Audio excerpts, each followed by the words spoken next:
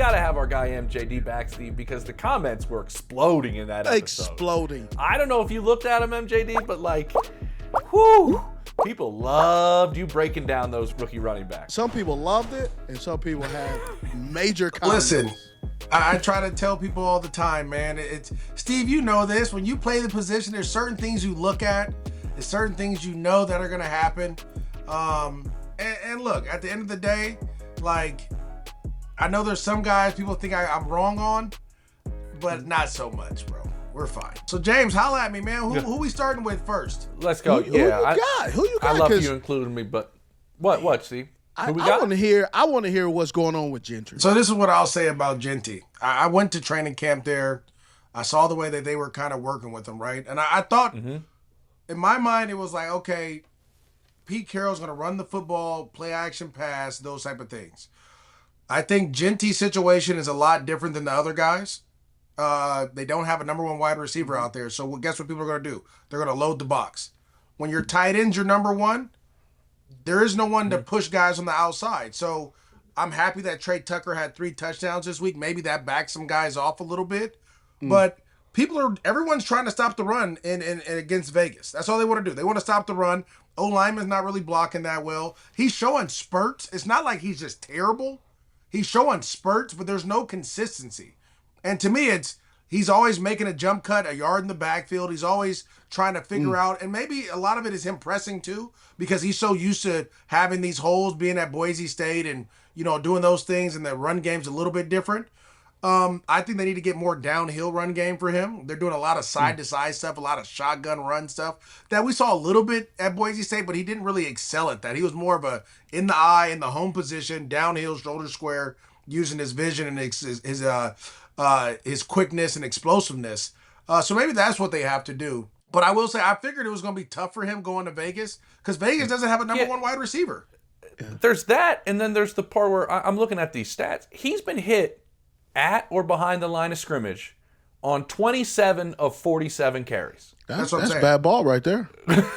Like, what you mentioned what it was like at Boise. Like, MJ, what can you do as a back when your offensive line is doing everything? I mean, against the Commanders, 11 of 17 carries hit at the line or behind the line of scrimmage. Well, I mean, that's why you have him there, right? Because he can get you back to the line of scrimmage. But the problem is he has to do that almost every play or every other play for every other run. And so, to me, it's going to be a struggle for him early. But they're going to have to really invest in that offensive line. They're going to have to invest in what kind of runs they want to run. Do I think Chip Kelly run system fits what he does best? No. Right. Okay. I know Chip wants to run the ball, but your style has to fit your runner too. So right? So what kind of style is Chip Kelly's running game compared to Jeanty's running style? So Chip Kelly's more of a shotgun sideline to sideline. He wants to get guys up. He doesn't like double teams. He wants to get guys up on the second level. You're single blocking. That's why you're getting a lot of penetration in the backfield, right? Because it's not in the old football days, you were going to put 4 hands on a guy, work your way up. Yes. Chip Kelly at Oregon, at UCLA, at Philadelphia, with the Niners, at Ohio State, ran what we call down and around system gap runs, right? Where you're going to block down, pull around, or you're going to block down, go straight up to the backer. You have to have really good linemen to block down, right? To be able to hold those said blocks. What they're doing now, again, that's his style of calls. They like to go sideline to sideline because he wants to stretch the defense horizontally, then make a cut vertically. You could cut the defense in half. I understand that. I love that about Chip Kelly. I thought that's what made him special as a play caller because his play action pass matches up well. Yeah. The problem is the offensive line, they can't hold those down blocks long enough, right? 1. 2, they're not fast enough when they get to the linebackers to cut them off because those linebackers now in the NFL are 220 pounds, 230 pounds. They're not the 270-pound Ray Lewis's and the guys that we've seen. So there's 2 issues there. And then the third issue is Jeanty is best with his shoulders squared to the line of scrimmage. He's not a guy that can be parallel to the line of scrimmage, shoulders turned obviously left or right, and then make that jump cut back downhill. He needs to be squared to the line of scrimmage. If you watch his tape, all his runs, his shoulders were facing the defense. And so when he has that, he has the ability then to utilize all his tools. Now, the big runs that you've seen, like the one he had this past weekend, or 2 weekends ago, excuse me, against the Chargers, or this past weekend when he ran over the guy from the Commanders, his shoulders were facing the line of scrimmage. So get back to that type of runs, and then sprinkle in, hopefully Raheem Mostert gets healthy. You can sprinkle him in on the sideline to sideline stuff, because that's what he did in Miami. That's what he did in San Francisco. But Jeanty's more of a downhill guy, and that's why it's so important when you draft a running back. Really, you draft anyone, they fit what you want to do, right? Maybe he wasn't that kind of guy. Now, he was explosive. There's other guys, maybe like if I was at the Raiders, Treyveon Henderson might have been a guy that I drafted, right? Because Chip Kelly coached him at Ohio State. We saw him use that explosiveness there. Maybe we go a different direction in the first round and come back and get our running back in the second round, right? But you go with Jeanty, which I love. You just got to make sure that you're tailoring your running game to what he does best.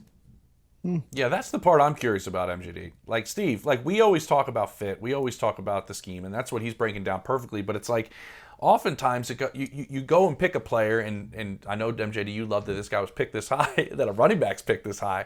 But were you, personnel-wise, ready to let this guy be impactful? I think that's the question around the league. Like, nobody's doubting his talent, and when the couple times where it's blocked well in front of him, you've seen him get to the second and third level and show that explosiveness. No, but that's my point. Like, if you don't think you're ready, personnel-wise, are you going to waste running back years on a rookie contract and wear and tear in the tires when you can't block for him? Well, I think that's the question around the league. Well, I'll tell you this. I feel like the Raiders felt like they were closer than what they were. Yeah. Right? Yep. Again, I can tell you this from coaches that I spoke to. They're not alone in that thinking. They, in their mind, they're like, look, we're number one receiver away. So they went to go and get Amari Cooper, right? Amari Cooper's a guy that can win one-on-ones. He retires right before the season. So they feel like they were a number one receiver away. Sound like he went through practice and realized he went through practice. And Vegas is hot. They said, man, I ain't carrying this workload like they think. Exactly. So they're going to put a ton on him, right? And so I knew going in, if they would have had Amari Cooper, if they would have got a number one wide receiver, and again, don't if the Raiders find a way to be in it, I can see them trading for a number one guy. I can see them trying to make a play for a guy. I mean, Geno's throwing touchdown passes, and again, Geno is Geno, but you got to put talent around him to get the best out of him. If you look at what he was at in Seattle, we had 3 wide receivers that were doing great things. He showed up to be a Pro Bowler and possibly, a guy that was contending for a playoff spot. You got to put talent around these guys to go. You put the running back there. Now you just got to add the receiver to help the rest, and you got to fix your blocking scheme. Now we know coaches. A lot of coaches, they don't. Look, you smiling. They don't. I'm trying to think of the right word. They are who they are, right? So they're not going to change their skin, right? A zebra doesn't change its stripes. It is amazing how these offensive coordinators are 2 or 3 great games away from being head coaches who really don't have the ability to see anything, to see that picture, right? The players are pitchers, to see the picture any other way. Like if it's an abstract.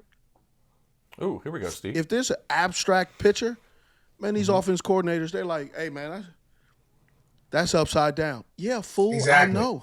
You have to turn your head. They don't want to make any adjustments. It's amazing. Well, it is amazing, Steve, and I think that takes us to another back because we actually have seen one, I think, in the league doing that right now. Okay. In Greg Roman. Greg Roman has changed his colors. He has changed his stripes. He goes, I got a big arm quarterback. Yes. I got 3 receivers. We're going to do an episode about those 3 receivers, so make sure you check it out. But I got 3 receivers we can throw to. We're throwing the ball downfield. Yeah. And he has changed a little bit about how they operate as an offense. But now you have Najee Harris go down, MJD. Now you got Omarion Hampton, who we want to talk about here, going into a larger role. They've talked about, even with Harris going down, my understanding is they'd like him to split some carries, but I don't know if that's entirely true. I'm curious if they lean heavily on him. They did once he went down in that game. Can he handle that? Yeah, I think he can, and I thought again, fit and style fit that like that. This was probably the perfect marriage, right? We're talking about a downhill running game. And I can't even say if Greg Roman changed his stripes or he's adjusted. I feel like this is more Harbaugh, but we'll let Man, Greg does he love Roman Herbert get some though? of it. Listen, both of those guys, I was watching film and looking at the adjustments. He is making adjustments, right? He has 2 ships in the night crossing with a backside leak out with a corner. Then he got the wide receiver clearing out.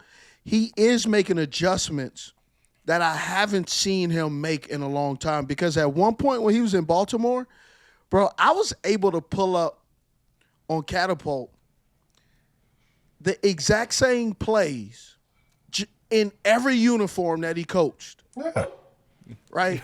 One time it was Vernon Davis, it was Kaepernick, Tyrod Taylor with the Jets, and he was just doing the exact same thing. Fullback comes right there, and it just became so easy to kind of see lack of adjustments. And they're making a ton of adjustments now, and Justin Herbert is known. A lot of people have a lot of questions on Justin Herbert, but what I really know about Justin Herbert is he's actually playing a lot more comfortable with the way they're actually running the football and gaining so much yards on a 15-play drive. It's on 15-play drive. There's only been 5 run plays and 10 passes, because the 5 have had explosive run. It's got them a first down, and it's got them ahead of the chains to where second and third down is so manageable that the playbook is so wide open that you get to attack the defense in a way that Justin Herbert has rarely been seen this effective, above almost a 67% completion rating. I mean, he's playing well. MJ, So this is what I'll This say. was a perfect marriage between back and. Well, and yeah. Smith? So again, as much as I want to give Roman credit, I can't. I'm just gonna be. I just can't give him credit because I saw Hey, Jim you Harbaugh. followed orders then. Well, no, because it's just the truth. I saw Harbaugh at Stanford run the same offense. I saw him go to the Niners run the same offense. I saw him go to Michigan and run the same offense, right? And it's going to be power scheme, downhill run. You're going to have to stop this running game, which shows us cover 3 or single high man. You have a very talented quarterback who now knows what the defense is going to be in. You talked about explosive runs, right? Second and short, when you're playing the Chargers, you're not going to be in a 2-high shell. You're not going to do that, right? When they got 2 tight ends and fullbacks and 300-pound guys all over the place, you're going to load the box. Not have a quarterback that can play faster, right? And so, to me, I thought Harbaugh came in and established a culture. He established a mindset offensively of, we're going to beat people up. Well, who's the biggest, fastest runner in the draft at this point? It comes Omarion Hampton out of UNC, a guy that's downhill. He's a great runner when he stays on his track. He is. If he gets off his track, he's a little wonky. Yeah, a little wonky, you know. Both use wonky at the same time. Right? But if he's on that track and I can get him in those A-gaps and downhill runs where keeping his shoulders square, he's running behind his pads, he's a load to tackle. He's tough to tackle. Now, I spoke with their running back coach, who actually, he was at the University of Utah, went to SC. We have a great relationship. He was recruiting my son before he left SC. Dang it. Oh. You know what I'm saying? We got to get those offers out before you leave, but we'll get back to that later on. But anyways, he talked about Harbaugh being a very simple rushing attack, but very effective rushing attack, right? The reason they went and got Najee Harris. Najee Harris is a downhill run guy. He runs behind his pads. He can do some different things. Huh? Did he? Oh, no. Well, I thought they were doing a little bit too much in Pittsburgh. They're getting him going sideways. He's not a sideways guy. Get him down. Well, he kept trying to run sideways a little bit too now. He does try to run sideways a little bit. But I think, again, if he would have got with Harbaugh before the whole eye incident and now the Achilles, I think you would have saw a different Najee Harris. But I think you're right, James. I don't think they're going to split carries with him. He's too effective downhill running. They may try to give him a break on third downs here or there. But to me, if they can stay in first and second down on these drives, again, they're eating the clock. They're wearing people down. Then you have a quarterback that can make a play when need to. This is the other thing about Herbert, and I thought Harbaugh did a great job with. Herbert used to play Superman ball all the time. He was like Josh Allen all the time. Yeah. And it never worked. It never worked. It was fun. And so but Harbaugh's like, listen, You just got to be Superman for 3 plays. Najee's Achilles falls off in the middle of the play. Bam! He steps over him. Ooh, eyes downfield. That is a Superman play to me, right? The touchdown to Keenan Allen. That's a Superman play to me. That's a Superman play, man. But you're talking about 2 plays in the course of a game where he used to have to make 10 of those, right? That is true, right? Yeah. So I'm gonna control the offense. We're gonna run the football. I don't need Omarion Hampton to break 90-yarders. I need you to get me 5 to 6 yards of carry, right? In the fourth quarter, we're gonna continue to wear people down. We're gonna continue to do these things, and I have a quarterback that can be Superman in moments. That's what you're dealing with here, and that whatever I don't know how he does it. I want to sit down and spend a week with Harbaugh and just understand how he thinks, but he gets people to buy into that. Oh, I could tell you how he gets people. I want to hear it. To think he's off, right? Yes. He approaches free agency. He approaches players with so much enthusiasm, and he believes exactly what he's saying is true. So you do. So you believe it, right? And so you walk out of there going, well, damn, I think I can play. Because John's the same way. John Harbaugh is the exact same way. But where they all got it from, their dad, Jack. One of the best college Goodness coaches gracious. ever. When you hear Jack talk and you see John talk and you see Jim talk, you go, oh, that's where they get it from. Yeah. Well, whatever it is, they've bought into running the football, and that system. I mean, I talked about this when we broke it down on our first one about Hampton. He went to the perfect place. He went to a place that they will run him, and then they will probably pay him and run him some more, because that's how much they value running backs. I knew this was special when Harbaugh took Joe Alt and he said, like, these are like our pieces, or these are our divas, or something on the lines of like how important offensive linemen are to him, right? Yeah. Oh yeah. And you're seeing that now because he had options, if I remember, when he picked Alt. He had a lot of options all over the field. Yeah. Exactly. And what I'm curious before we move on, MG, is like when you find out your role as a rookie is increasing the way his is going to increase, right? You weren't expecting this. I think you're right. I think the expectations for Najee Harris were actually exactly what you were saying. I think they thought they were going to get a back that fit as well what they want to do. What changes as a young back? Because we've seen him too. He's had some brain cramps, right? Like you run out of bounds against KC and you shouldn't in the fumble in week 2. Like what's your mentality now that it's all on you on a team that is 3-0 in the division, 3-0, and now has legitimate Super Bowl aspirations, and you're the key back now? That's a great question, James. The first thing is creating a routine, right? Because the number one ability is availability. You have to be available. So taking care of your body, making sure that you're doing all the things you need to do to be able to perform on Sunday at a high level, right? That's the first part. The second part is, as a coach, I have to now give you little tidbits each series. Hey, this is the situation we're in. All right, we're in 4-minute mode. Stay in bounds. Stay between the hashes, right? Don't get close to the numbers. Oh, hey, this is 2-minute mode. We got to get out of bounds. Just give him little nuggets every time to help him go. That's what happened with me my rookie year. Kennedy Polamalu, who's now in Seattle, he literally would tell me when I go in, all right, hey, big fella, listen. All right, it's 2-minute situation. We need to get the ball, get out of bounds, right? If you can't, try to get a first down and just get as many yards as you can, get up and hand the ball to the ref. Or, hey, it's 4-minute. Hold on to the ball. They're going to try to strip you. Hold on. Don't worry about it. We rather get just keep the clock moving than getting fighting for those tough yards. Those little things will help him as he goes. Oh, this is the play that you struggled on this week. Hey, here goes the notes. Here goes a test or whatever you got to do. Here, take care of this, and this, right? Continue to just give him like positive reinforcement as he goes on. But understanding that I have to create a routine first. I need to know, make sure you're in the cold tub, you're getting there early for treatment, you're stretching, whatever you got to do to be at your best on Sunday, because we're going to use you as such. That's going to be wild, man. It's going to be fun. And they've had a lot of shuffling in front of them, too. Like, with the way that line is gone, and you know, they still find a way to get some W's. Let's stick in that division with RJ Harvey and Denver. Like, this is a guy, MJD, it seems like they've, you know, maybe no slight to him, from my understanding, they just really like Dobbins right now. And that's Dobbins is really and good. Dobbins has been great. And Dobbins has been great for them. But when you look at the carries, Dobbins is 41 through 3 weeks, 13 for Harvey. I mean, they really do like Dobbins. But do you like what you've seen in? I mean, he's had explosives in limited carries for sure. What have you seen in Harvey so far? So this is what I'll tell you. When they signed J.K. Dobbins, I knew what they were going to. They were going to Mark Ingram, Alvin Kamara. That's what they want to get to, right? And Sean likes or they want to backs. get to.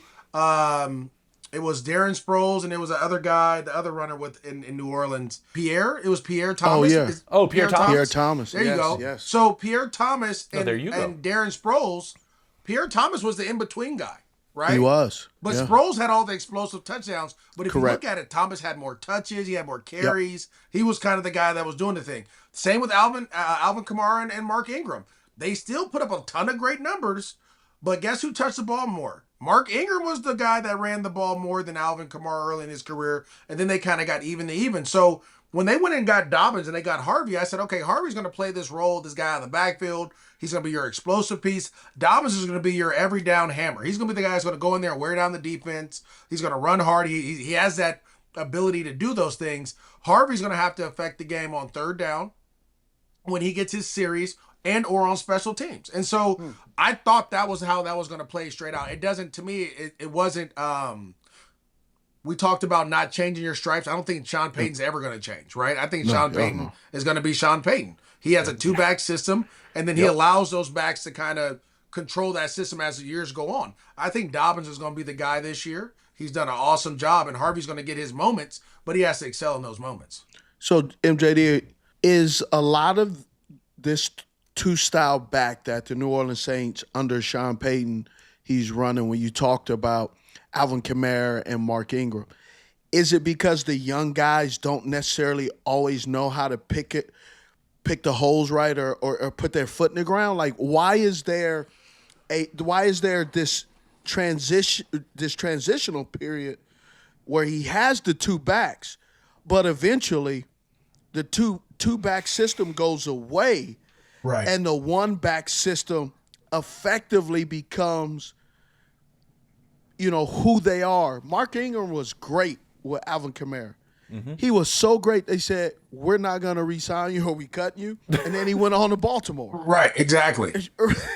Right? Yeah, so, You're Steve, so I'll say great. this. I think a lot of times when you look at Sean Payton, he's one of the very few coaches, and I think there's probably like 6 or 7 that are going to put you in position to be at your best. They're going to put you in position to succeed always, right? And if you look at RJ Harvey, do you think he'll be able to succeed running between the tackles right now? No, we gotta rep that.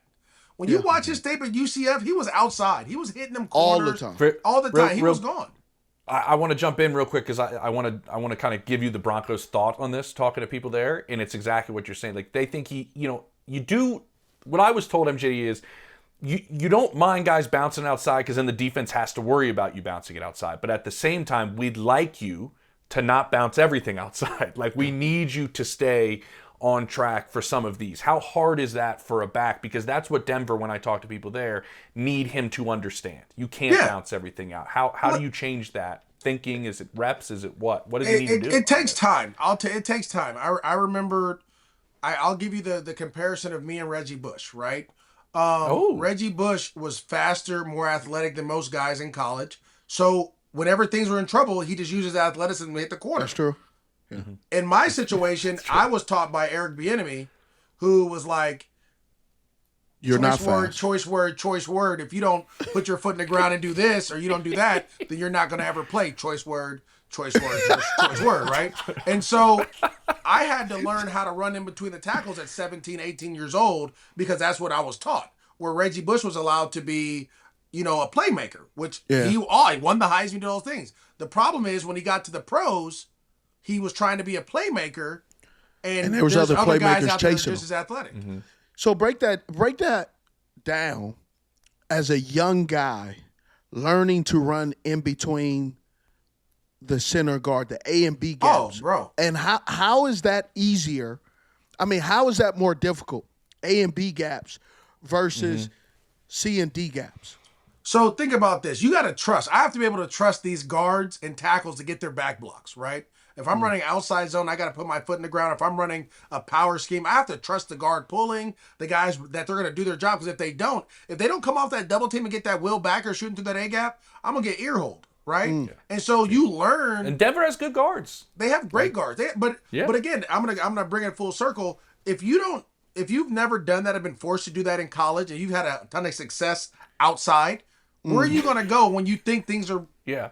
You're going to bounce outside. Muscle memory. Outside, out here got me drafted. Out here got me drafted, and guess what? It's not as noisy out here either. There ain't as many big guys on the sideline as in the middle of the thing. So what happens is, and I think Alvin Kamara had to learn this as well, you have to get comfortable being in that. So it's going to take reps throughout practice. You may get one. I think I want to say Harvey had a big run against Tennessee. Was it Tennessee? He had a 50-yarder against Tennessee. Yeah. But he had to. You saw how he kind of went through and then he took off outside. Like again, those reps will come throughout time. But while we're getting you ready, we got a guy that we know can do it, right? Gotcha. And that guy that we know can do it, he's going to give us those tough yards. He's going to help us as we continue to build this offense and fix this offense and get this offense going. We're going to use you in spurts until we know that you're comfortable. And then when you tell us you're comfortable or you show us you're comfortable, then we'll be able to move on from him. But for right now, I got this 2-back system that's going to allow me to develop you without putting a lot of pressure on you. Hey, take us into that. You're coach now. Coach in high school. He's fresh off the field doing this with us right now. Take me into how do you coach up a player who thinks he's ready, but the film shows he ain't ready. Oh, man, you know what, Steve? Listen, I come from the tree of Eric Bieniemy. I don't do as much choice words as Eric Bieniemy, but AB might look like a banker after the game, but on the sideline, dude, listen, he's best friend after the game. During the game, though, it's crazy. Oh man, like you owe money. So I have 6 running backs at my high school. My son being one. I have a kid that ran 10 flat in the 100 being 2. I have another kid that probably the last 3 weeks has broken a 70-yarder, 80-yarder, and a 60-yarder is number 3. Then I got a sophomore that's 4, a senior that's 5, and a junior that's 6, right? And you know what I tell those dudes? I go, listen, you want to play more? Practice harder. When you get your opportunities in the game, you better make it work, right? You have to show me that you can do these things. So what Sean Payton's going to do in this particular instance is going to be, hey, RJ, here goes power. We're going to run 16 power, whatever they call it. Are you going to stay in this A gap? Are you going to trust this guard is going to kick that guy out? There's going to be a seam right in the A gap. Are you going to trust it? Nope, he don't trust it. Okay, get him out. We'll go back and practice it again. J.K. Dobbins, here you go. Here, RJ Harvey. Here goes a halfback option. Let's get your confidence up. Here goes some halfback option. Here goes a little outside play for you. All right, let's put him back in the A gap, see if he wants to do it. Oh, you don't want to do it? All right, here goes J.K. Dobbins. And you just keep doing it until eventually he's like, I'm going to stay in this A gap, right? Or I'm going to read this play the way it needs to be read, and I'm comfortable getting, around all these big bodies. The other part is, again, in college, it's such a fast game and it's such a sideline-to-sideline game. A lot of these runners aren't comfortable running through the A gap. Yeah, that's grown man. And I mean, you're right. And the thing about this, they're bigger, faster. You just saw what Jordan Davis did. He blocked the punt and then ran it back, ran off on everybody. 18 miles an hour. Right? Yeah. 19 miles an hour. That is sitting in the A gap. That is scary. That's not for everybody. So you have to have, the switch has to go off that you're comfortable being in there with all that noise, and hopefully you can handle it.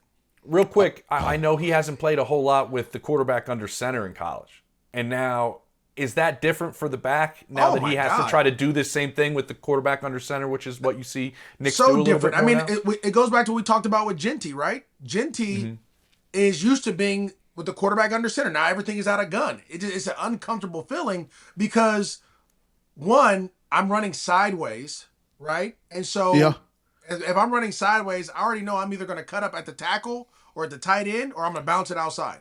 When you're in that home position, you have the whole field to use. Yeah, you get to see it a lot differently. It's a lot. It's instead of a half field read, you have a full. It's field a full read field. Yeah, in both the running game and the pass game, and that's what makes it scary. Because now it's like, did I miss this cut over here? Did I do this? Like if we used to run inside zone, James, where you kind of open roll and I'm aiming at the inside foot of the tackle, whichever side I'm going to. But I would cut that thing back all the way to the other side because I knew those dudes were overflowing. You overflow, put your foot in the ground, and then the backside receiver has force. And most of the time, depending on what kind of safety, if this is Lawyer Malloy, it's not a choice MDM, the most dangerous. Lawyer Malloy is the most dangerous. Go get him. Because I want to run on the corner. That's what we're trying. That's what we're talking about. Go get him. Because I used to tell the receivers all the time, hey, bro, leave them corners alone. I'll go, like, every now and then I'll be like, I'll go mess with the safety if I didn't think he was that good. But go get that safety. I'll go get this corner. We'll be fine. Mm-hmm.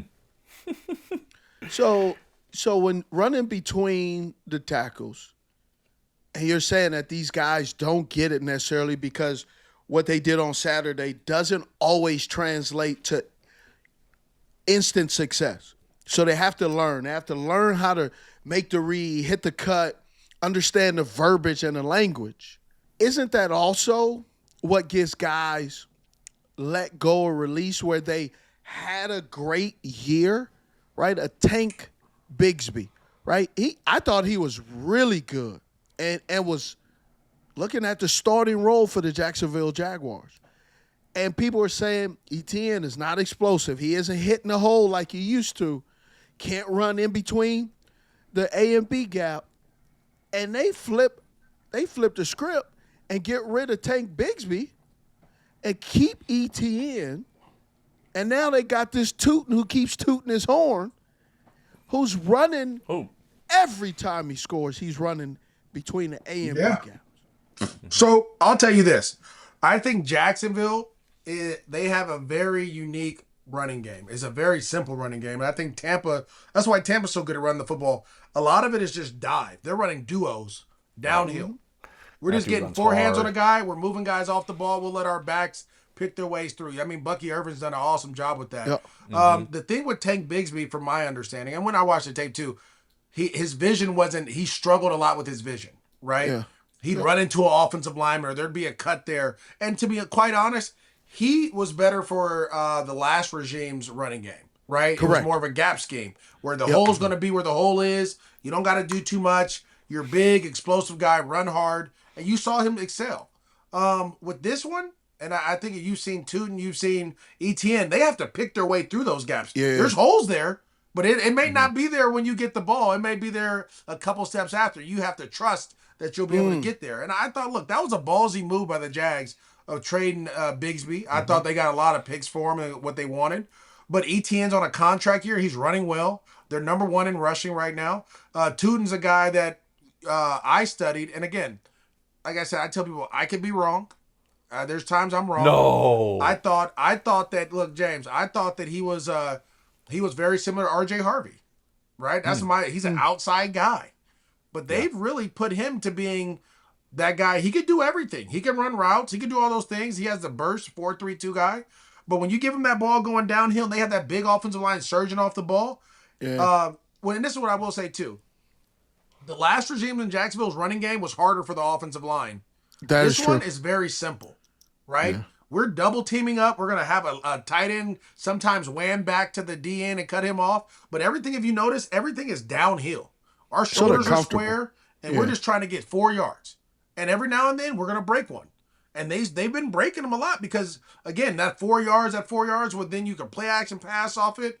I mean, what they did to Houston on that last drive was insane. Yeah. Etienne kind of picked his way on a 10-yard touchdown run after some stalemates. To me, again, I just think that running game fits what Tootin and Etienne are much better than the last one.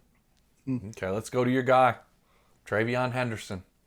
It's been a rough start for the Patriots as an offense, I'd say, MJD, as a whole, with what they're trying to figure out with Josh McDaniels. He's had some holding issues in pass protection, which I remember when we did this episode, you were like, this is the best pass protection back I've seen come out in recent memory. Let's start there. What are the issues? Obviously, pass pro at the NFL level, little different than the collegiate level, but still, what are you seeing? Because this is an aspect that we thought he could hang his hat on early. Yeah, that takes time for other backs. Yeah, the holding penalties, James, those are aggressive penalties, right? And you got to clean up your technique. The fact that he knows where he's going is really good. Now, I've seen some plays where they have him blocking defensive ends or outside linebacker type bodies. That's not what he can't do that. As much as we love his pass pro, that's not, he's an off-ball linebacker blitzing or safety guy, right? And so I think this is the other part. I don't think he's ever been scouted before, right? Like when they play Northwestern's linebackers aren't going to say, "Oh, I know how he wants to pass block. I'm going to try this move on him. I'm going to work this move," right? That's what happens in the NFL when you're a good pass blocker. Okay, let's see what you like to do. Oh, you like to be aggressive? Okay, I'm going to swim move you. Yep. Okay, or I'm going to dip and rip. I'm going to move out the way so now that you have to grab it so you can't be as aggressive, right? And so he's just kind of getting baptized by fire in that pass protection part of it. But again, am I concerned about it? No, not so much. Now, am I concerned about their offense? Yeah, they got issues, right? To not get this guy in space after what we saw in the preseason, to not get him the ball out of the backfield on screens or whatever it may be, that's a problem. I know you have other receivers and other guys get the ball to, and I get that. But as a play caller, you got to find a way to get your ballers in space. Like early in the year, like I would say week 1, he actually did some good stuff. He was doing some good stuff. Week 2, he kind of struggled a little bit against the Patriots, or against the Dolphins. But we got to get him going. You have a two-headed monster. Ramondre needs to hold on to the ball. This kid got to get going in space if you want to help your young quarterback out. Otherwise, you're gonna be terrible again. Terrible. While you were saying, it's funny because I'm reading this text from New England, and it's, we haven't gotten him the ball in space. Just straight carries are not the way we want to utilize him right off the bat. Yes, pass protection's had some issues for sure. What I've heard from outside of New England is teams have been kind of sniffing out this Josh McDaniels screen game a little bit. Have you seen that? And that's where you want him to thrive. And if teams are picking up on it, well, sometimes it doesn't have to be a screen like your traditional screen. You can just throw a swing screen at him, put him at receiver, put him at running back, swing him out right, have 3 receivers out there blocking, just throw him the ball. Mm-hmm. You don't have to like have it where he goes into the line and comes back. He could play receiver, motion him in, fake this, throw a swing to him as a check down. You saw that in the preseason a lot. Space. In the preseason, you saw him lining up out there. He was doing it. It was. And I think that's the thing with McDaniels that gets me more than anything. Again, I'm a little salty because I grew up a Raiders fan, right? What he did to the Raiders, dismantling that team, really grinds my gears, if I can use that term. I'm salty. But it's like this dude gets these passes year after year of being this offensive guru when he's really not that good without Tom Brady. To be honest with you, he's really not that good without Tom Brady. And so you bring him back to New England, and all of a sudden he's this guru. He's going to fix Drake May. Well, he didn't fix Derek Carr. He damn sure didn't fix the other kid they had playing when he let go of Derek Carr, right? When he had Mac Jones for a year, that was solid until they played Buffalo in the playoffs, and then they only scored 7 points, right? And so to me, this guy has got a ton of credit. I remember when he left New England the first time, went to Denver, didn't do well. You were there, right? Then he went to St. Louis after that. They didn't do well. Then he goes back to New England with who? Tom Brady. Then he reinvents himself. Like, this guy's just not that good without Tom Brady. And so to me, you putting yourself in a predicament that it should be very easy to figure out ways to get this dude the ball. How about this? We line up an I formation and we toss him the ball. Let's try to get him create space. No, that makes too much sense. I have no idea. Maybe throw swings to him, or put him out of wide receiver and throw a smoke to him. I mean, let's just try to do something other than turn around and hand him the ball in between the tackles. But here's the problem, MJD. I do think everything you said is accurate, but we throw the name Tom Brady, and what you're saying is a quarterback who takes ownership like a coach, that has the ability to, when the coach calls the wrong play because the defense breaks a tendency, that you have a quarterback that can get you out of this situation, that can audible, and has the autonomy to not just audible the one play that is the audible, but has the autonomy to audible to a play they maybe ran 2 weeks ago. Because the thing with Tom's always had the whole playbook at his disposal. And so you needed to know if they ran, this is an old play, 10 delay, 2 ends, a hitch, and a corner, 10 delay with the wheel by a wide out route by the running back. He would say switch, and all of a sudden it's delay 10. Right. Where all of a sudden the corner and the stop is to the right, the swing pass, and then the double ends are on the left. That just like that. But it could be a tight end and a X and an F and a Z on the right side. So the variations and the responsibility by those players when you have the type of Tom Brady's, and I throw it in there, Tom Brady, right? I think Baker Mayfield is there. Patrick Mahomes, Joe Burrow. I'm not sure if Lamar Jackson is completely there yet. Right. But I'm talking about where your quarterback has the autonomy to switch it to a play that may not be on the script today. As an audible. It may be a third down play that now he can say, you know what, it's 1st and 10, but it's our 3rd and 15. So this is the defense that I see. Right. And this is where I want to go with the football. Yeah.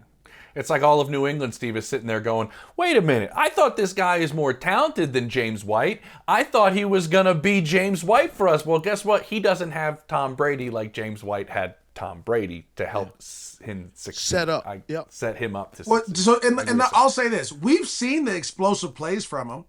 Mm-hmm. So it's not that he can't do it. That's why we're not saying that. This is not him. There's something else going on. You see what I'm saying? Like, you can't return a kickoff 100 yards the first time you touch the ball in the NFL, then we don't see you do anything close to that the next couple of weeks. Like, that's on the coaching at this point, right? Like, we got to find a way to get this guy the ball in space because, again, he's going to help us win. How about we just run an option route? Hey, here, out of the backfield, option on the linebacker. Run a post or out, or sit versus Texas zone. Angle. Yeah, well, listen, I think the carries are going to continue to go up, MJD, if nobody else can hold on to the football. I think that's going to be to his benefit with Ramondre Stevenson and Gibson. Before we close this out, we talked to all these players. There's an aspect of being a rookie that I wanted to ask both of you. When we're seeing in these last couple of years, these receivers come in and just play right away. And maybe 7-on-7's part of that, right? Maybe the college game's part of that, all these different things. What are the struggles comparing those two positions coming in and playing right away? Like we're seeing a lot of these rookie running backs have to do, MJD, right? This is a class we haven't seen rarely. What's the difference in the similarity between a receiver and a back coming into the league and what's on your plate? I know every scheme is different, right? Every situation's different. But what are, so everybody at home knows, what you're trying to pick up that first year? How could these two positions be similar? How are they different in that sense? Because you both know it so well. Well, first let me say this. I think the Giants stole Cam Skettebo, and I think you're going to see him excel in the next probably 3 to 4 weeks as Tyrone Tracy's nursing that shoulder injury. But I'm going to tell you how I knew that he was going to be special. Yep. We didn't talk enough about his protection, his football IQ of understanding what's going on. Week 1 against the Washington Commanders, he picks up a blitz from the backside, right? He's looking left. He sees a blitzer come from the backside, boom, hits him. That, to me, is the difference between a rookie running back and a rookie receiver, right? Receivers don't have to understand the protection. They have to understand if they're hot or not, right? Correct. But if you're a running back, you have to be synced with the O-line. The O-line, there's going to be calls that are going to say, hey, we got the 4 down and the Mike backer. So now you have the 2 outside guys. Or you have this outside guy and that safety. Or we're going to slide left. So you got the Mike and the strong side Sam, or they got the whatever, the backer weak. That's where that's where your football IQ comes in, right? And then I'll take it one step further. When I got to Jacksonville, and I was lucky enough to be in the West Coast offense when I was in college, when I got to Jackson, we ran that same exact offense pretty much, word for word, which was nice. Oh, that's I think except for like a couple words, but other than that, it was you got lucky. It was. Bro, listen, Steve. That's how I got numbers. That's what people didn't know. Bro, I was numbers to West Coast. West Coast to West Coast. Numbers to West Coast. I was on the struggle bus. Listen to me though. So we get out there, right? And I remember they called two-jet protection, and in UCLA, it used to be a full field scan where the O-line is going to take the 4 down and the number 1 threat weak side. I have everyone else. So I have the Mike, the Sam to any safety blitz. We're in practice one day, hold on. Any safety blitz. So safety or corner blitz, I got to take them. Wow. Okay. So we're in practice, and Bieniemy had always told me, like, look, the safeties, he goes, corners are going to lie to you. Safeties and linebackers can't. He was like, because they got to get to a spot.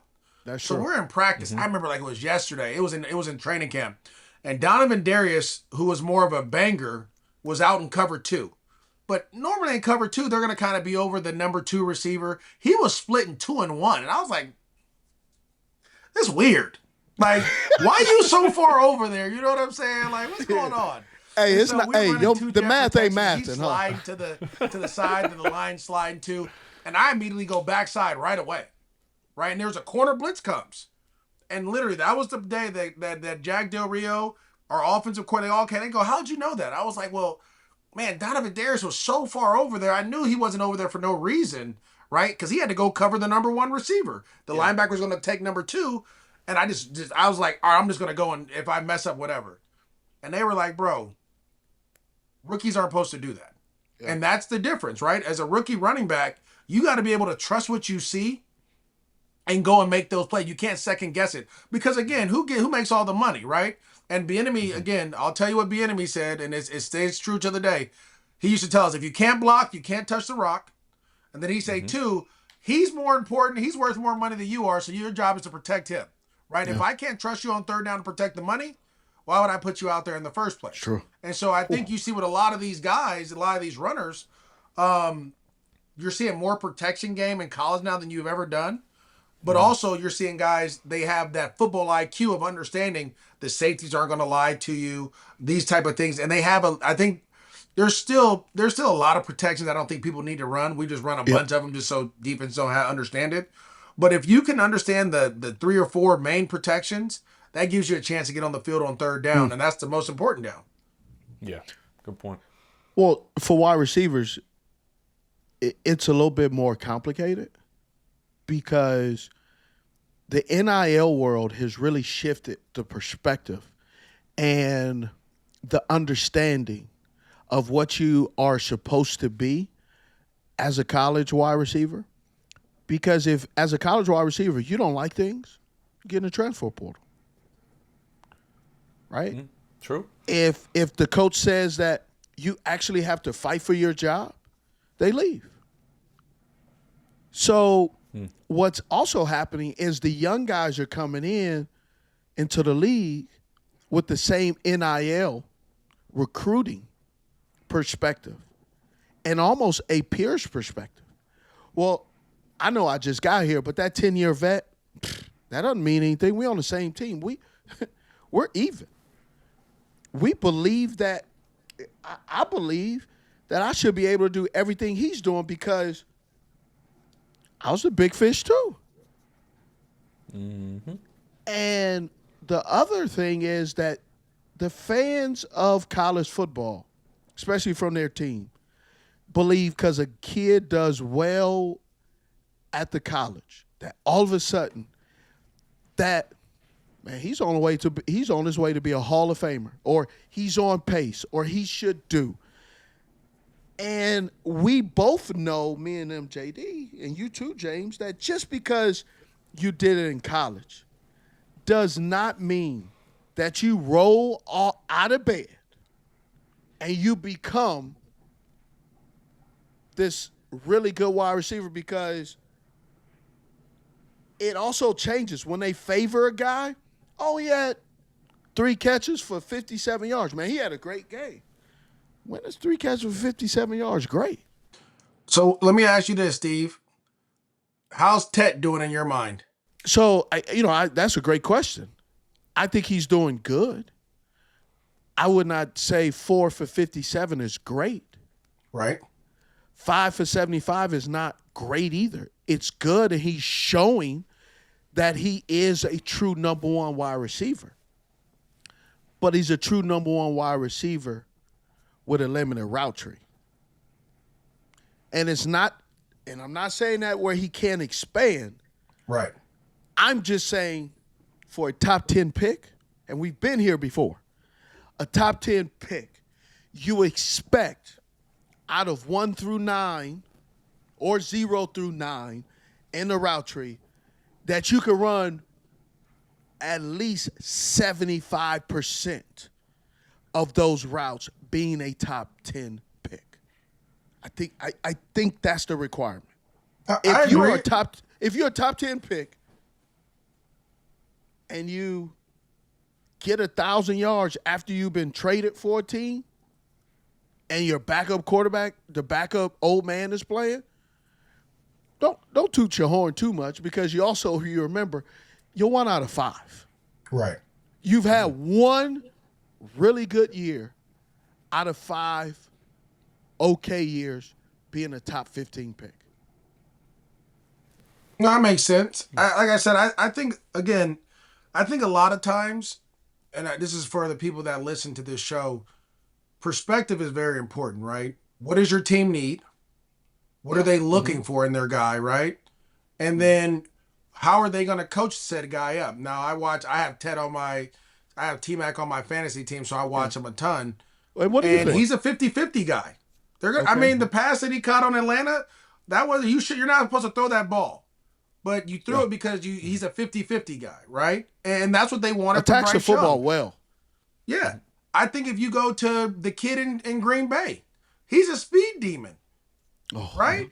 Golden. But we haven't seen him catch the deep ball yet. Like, bro, that's what you're here for.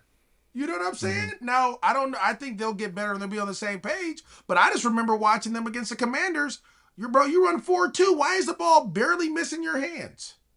You know what I'm saying? So it's like, I think everyone, you just have to put perspective on each rookie receiver, because everyone has a superpower, and that superpower is what you're going to use your first couple years as you develop the other stuff. You know what I mean? That's a great point. And it's the same for running backs. Your superpower is your superpower, but we have to develop so many other things that people don't see. Maybe it's your footwork, maybe it's your vision. Make sure that you know every where your eyes are supposed to be, right? All these little things have to be developed and worked on and get more consistent at it, so that we can see your superpower in a better light than what we're seeing in it right now. First thing I thought about is I remember Melvin Gordon. Oh my God. When he was with, it was Wisconsin. Chargers? Oh man. Yeah. He was outstanding. Yeah. But he never honed in his superpower completely and enhanced some of his other things, and overplayed his hand. And all of a sudden they said, well, we're watching your film and, you've missed a little bit.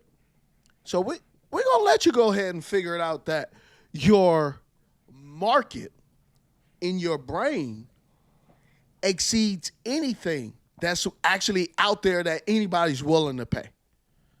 And he found that out the hard way at his own expense in his own pocket.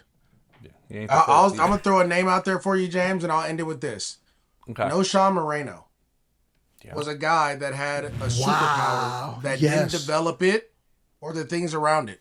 And he only played, 6 years, maybe 5 years? Yeah. And so, and it's not to knock him, because again, I think that's where coaching is at its most important, right? And I know, Steve, you probably had some really good wide receiver coaches. I had some great running back coaches. Yeah. But you got to be able to relate to those guys and get them to understand how important developing every day those things are. The only reason I brought up Noshawn Moreno was we were both in free agency at the same time, and we were going to the same teams.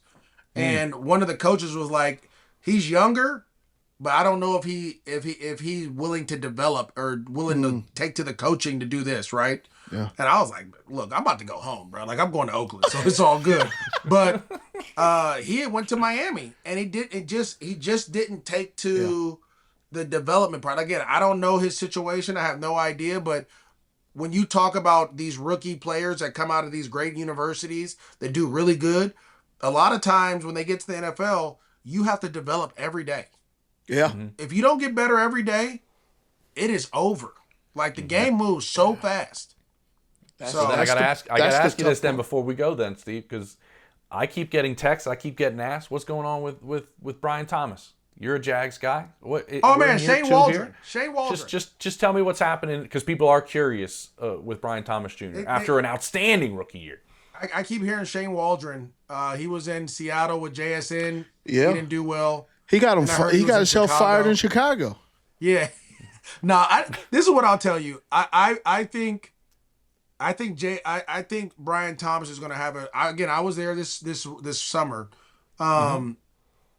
Their emphasis is on protecting Trevor Lawrence, right? Mm-hmm. That's with the running game, right? So he's not getting the same targets that he did last year. It's not the same deep shots that he did last year. A lot of their emphasis is on fixing his offensive line and fixing Trevor Lawrence. And as time goes, you'll see him grow. That's my belief in it. But I don't think, like last year, he was the focal point of the offense. It was get him the ball as much as you they say he's the focal point this year. That's what they say. Man, the running game is the focal point this year. The running game is the focal point, and then you said protecting Trevor Lawrence, right? That is really key wording. Because when you go back and look at, and people are going to jump in the comments, please jump in the comments. Tell us about MJD and what you like about him and what you didn't like about him. Oh. Brian Thomas, in my humble opinion, is going back to what he experienced at LSU, where Malik Neighbors was the guy. Mm-hmm. And Brian Thomas had to, and that's his personality, he just kind of sits back, okay, you give me what I get, I'll eat off that. But I do think things have shifted where he was the guy, and now all of a sudden, you're running routes to feature Travis Hunter, and now you're making him go, I'm pressing. I can't mess up because I don't know when the next opportunity comes. And I'm telling you, I'm speaking from experience. When you're a wide receiver and you're playing not to mess up, you mess up. And you start to get in your own head. You start to second guess your techniques. You start to second guess your releases, all while running a route. And then all of a sudden, pow, the football comes, double and you're balls. Not ready, right? Yeah. Then you have this injury, which is with the wrist. So then that adds in there. So, like, if you have a wrist injury, they tape it up, they have some protection, but you only can have so much protection because your wrist is exposed. And there's a vibrating situation comes. I broke my pinky, the same pinky, 3 times in 1 year. Ooh. Oh, dude. I broke it in like mini camp, then broke it in OTAs. Then I finally broke it, and I had to figure out what can I put in between my fingers that will stop the vibration when the ball hits, because it was literally hurting every time I caught the ball. Like a sharp pain, almost to where that sharp pain where you almost pee on yourself. Yeah. Like that's how sharp it was. And I was like, man. And the quarterback is throwing the ball 100 miles an hour to you. Yeah. He don't care. No touch. I'll add this too at the end. Trevor Lawrence does tend to throw high balls over the middle, right? Mm-hmm. And again, I don't know if you saw what Liam did against the Cincinnati Bengals, where he was like, hit him in the chest, right? Mm-hmm. Again, they're trying to fix Trevor, right? Was that the wave off play? That was the wave off. Was that the wave off play? Was that the wave off play? It might have been. I have no idea. That was the wave off. Yeah, but Liam's telling him, put it in his chest, right? Because he's trying to teach you. They're trying to teach the quarterback, right, how to protect the wide receivers. Yeah. You see what I'm saying? Like, that's essential. So there's a lot of coaching going on in Jacksonville to make sure that this quarterback, who they paid $255 million to be at his best, right? And that's the thing. And so Brian Thomas may not be at his best early on, but I guarantee you as the season goes on, he'll take off for sure. But they got to make sure the protection is there, the running game is there, the play action is there, the quarterback's throwing the ball where it needs to be, right? There was a couple passes last year. I remember Brian Thomas catching a deep ball over a Browns player that should have been picked off. Right? Absolutely. He comes out of nowhere. That's not what this offense is. This offense, from my understanding and talking with people in that building, this offense is, and then you saw it with Baker last year. You're seeing it now too. We're going to run the ball, play action pass. We're going to get guys on overs and crossers and down the field and layer people up so that we can, get chunk plays. And that's what they're going to do. And those chunk plays limit how much Trevor is dropping back and putting everything on his shoulders. Exactly. So they're trying to do what Jim Harbaugh is doing. Talking ball, boys. I love All it. right. There's a lot of quarterbacks picked that making in the 50s, by the way, that a lot of people are curious if they should be making in the 50s. Oh, trust me.